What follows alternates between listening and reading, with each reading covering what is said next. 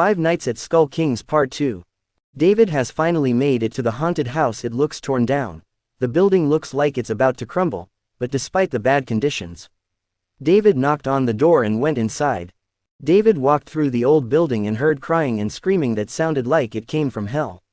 David thought for a long time and then said Tom was right not to come back, so David got ready to leave until someone with a British voice said, "Who is this child walking through this building?" As the doctor started laughing in a psychopathetic way.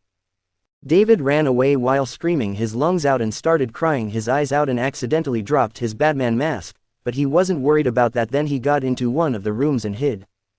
David hid under one of the beds as Skull King was walking around with an axe.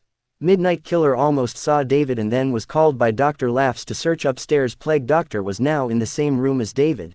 David was shaking in fear, trying not to make a single noise, for he knew if he even breathed, Plague Doctor would hear him and end David. He, Plague Doctor said as David is still in there with him. Plague Doctor left and David made his way past the four and went downstairs and made it out the door. David ran like the wind through the forest and accidentally bumped into someone. "Well, if it isn't you again." David looked up and saw Billy standing before him. Billy offered to let David stay at his house as long as David doesn't hit him with a branch again. Like and subscribe for part 3.